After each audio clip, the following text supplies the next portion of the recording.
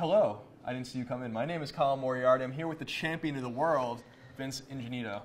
Now, Vince, I'm looking here at my document, and it looks like we've seen a few of these games here in Santa Monica today. Let me take a look here. Oh, yes. We saw some Vita games. We saw some PS4 games. A lot of the PS4 games are embargo, but we'll get to those in short order. In the meantime, let's talk about some of the cool things that were shown off for, say, PlayStation Vita. And let's start with the biggest news of all of the news for PlayStation Vita. The PlayStation Vita Slim is coming out in North America. That's right. And it's coming out bundled together like a little baby with Borderlands 2 for $199 US. Vince, how does that make you feel?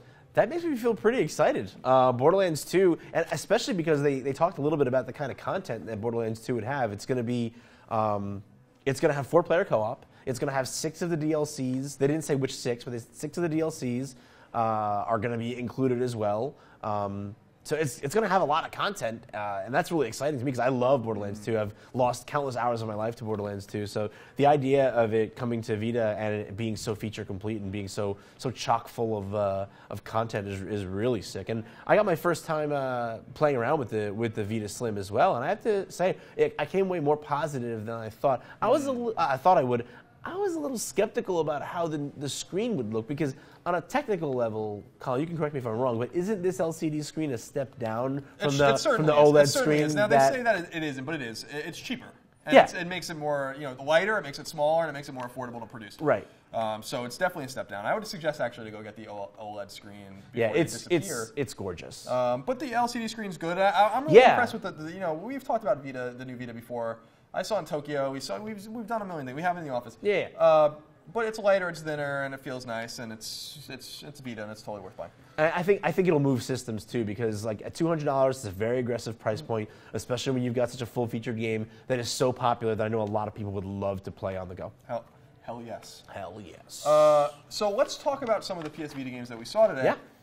One game that you played that I thought was interesting was No Heroes Allowed, No Puzzles Either. Yes. So tell me a little bit about this game because I've never even heard of this game. Okay, yeah, neither had I. Apparently, it's a sequel to the game. The PSP game. Yeah, PSP game, right, which I didn't play, honestly. So what this was a match 3. It reminds me a little bit of Puzzle Quest in a way. Did you ever play Puzzle Quest? Yes. Okay, so you know how in Puzzle Quest you play a character, and then depending on what color gems you match, you get different special abilities. This is a little bit similar. So basically, like Deception, which I know you and I both like that franchise, you're the bad guy in No Heroes Allowed, and you're trying to basically kill the heroes that are coming your way. So all of them have different resistances and different abilities, and you set up different monsters and abilities to the different gem colors. So your idea is that you're going to match 3 gems to summon a bunch of lizards to attack this knight that's coming at you, or a dragon to fight this wizard that's coming at you. What I really like about it is that it has almost like an RPG element to it in that as you complete levels and you capture heroes, you can kind of fuse those heroes together with monsters that you already have in your grimoire and kind of create new monsters and new abilities that you can use. So it's kind of got this endless climb for power. And then the heroes that you get, you can also put them to work in your mind. They can find items for you, which you can then use to make more new abilities. So it's a simple match 3, but its mechanics are just a little bit different than the average one, and it's got a lot of this extra depth kind of tacked on behind it. Props to you for working in the word grimoire into that conversation. It's one of my favorites. According to my document here, God of War Collection and Sly Collection were also there. I played Sly.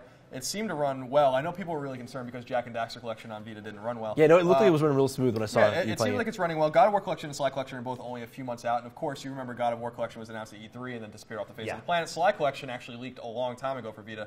We never heard anything about it, but they're both real. They were both there. Murasaki Baby from Ovo Sonico was there too, and we have some cool footage of that game. That's a PS Vita exclusive that I'm really excited about. And Metrico was there, which is also a PS Vita exclusive. Metrico. That game is rad. So keep an eye out. We'll have more on some of these games, not all of them, but reviews, of course, when the time comes. Yeah. And by the way, Vince. Yes. Real Colin. quick. I lied when I said we weren't going to talk about PlayStation 4 games, because in fact we are going to talk about. Oh, we're totally doing PlayStation 4 games. So what was there that was really interesting? I'm looking here again at my document.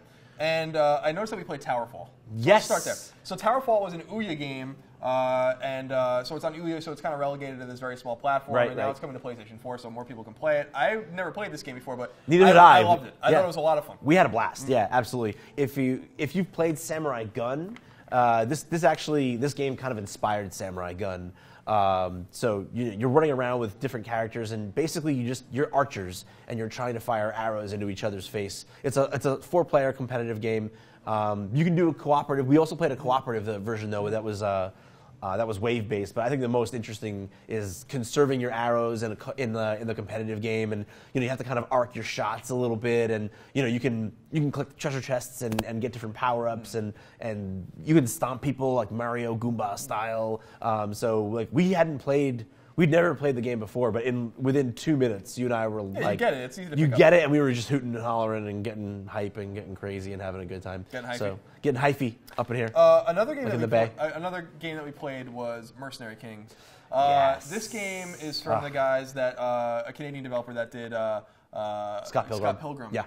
Versus the World. And you can tell from the art style right away. And this game is really cool. So this is like kind of inspired by Contra, Bionic Commando, a lot of different old, side-scrolling action shooters from the 8-bit era. And you can play it by yourself, but it's really competitive, or cooperative rather.